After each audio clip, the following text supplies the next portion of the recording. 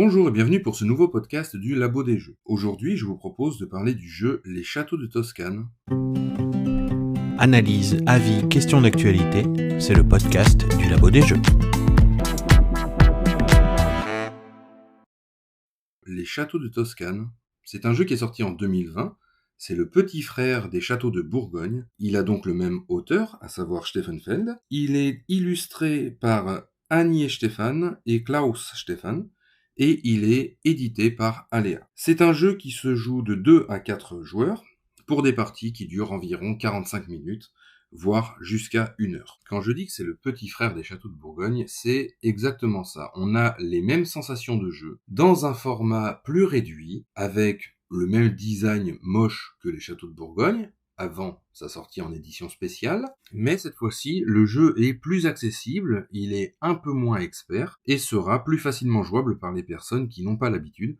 Ça peut même être une bonne idée de les initier avec les Châteaux de Toscane avant de passer sur le grand frère, les Châteaux de Bourgogne. Si vous connaissez déjà les Châteaux de Bourgogne, vous ne serez pas du tout perdu, même s'il y a quelque chose qui change. On retrouve les mêmes sensations de jeu, on retrouve des mécaniques similaires, même si cette fois-ci, il n'y a plus de dés. Dans les châteaux de Toscane, on se retrouve avec des cartes, avec des bâtiments qui sont placés de manière aléatoire, mais cette fois-ci, c'est encore plus aléatoire, je trouve, que dans les châteaux de Bourgogne. Même si, dans les châteaux de Toscane, il sera possible de mitiger quelque peu l'aléatoire, il y a des choses qui, elles, ne seront pas tant mitigées que cela. Alors, je vais essayer de ne pas trop m'étendre sur les règles, ni sur la mise en place, mais il faut savoir que cette fois-ci, nos actions seront gérées par notre main de cartes, essentiellement. Les bâtiments sont une sorte de rivière commune, dans lesquelles, à chaque fois qu'on acquiert un bâtiment, on va renouveler ce bâtiment en prenant notre pioche personnelle. Chaque joueur va avoir une pioche avec des bâtiments qu'il va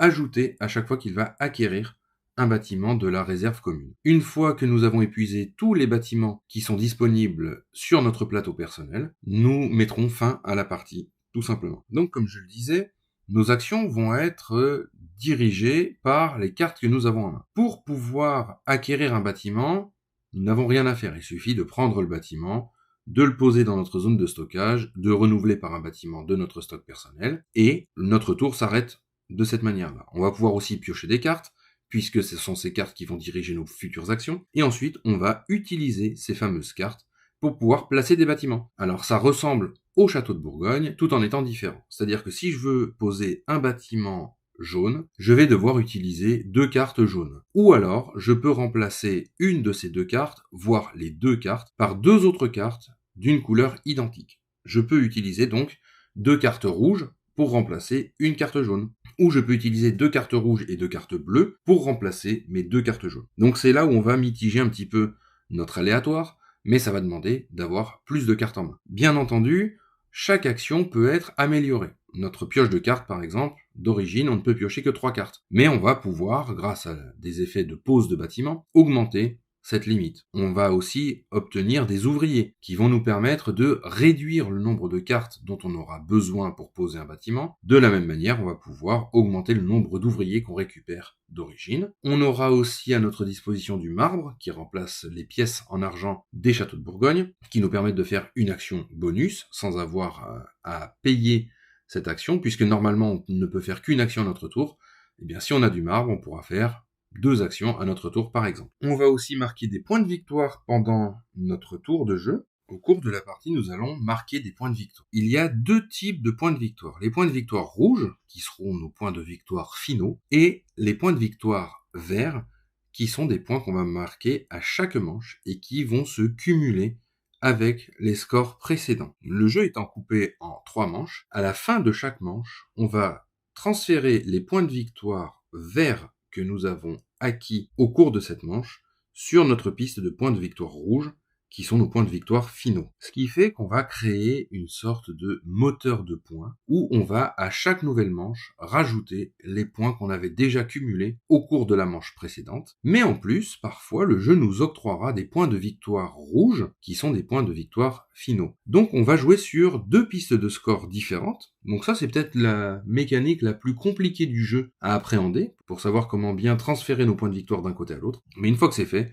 ça roule tout seul. Et c'est vrai que c'est extrêmement plaisant de voir notre piste de points de victoire qui progresse, et qui, à chaque manche, va nous permettre de monter en puissance et d'avoir cette impression de bâtir quelque chose qui rapporte vraiment beaucoup de points de victoire sur la fin de partie. Et c'est très très plaisant. Et du coup, ça fait de ce jeu un excellent jeu, puisque en termes de durée de partie, il est beaucoup moins long que les châteaux de Bourgogne. En termes de place sur la table, il est aussi moins volumineux.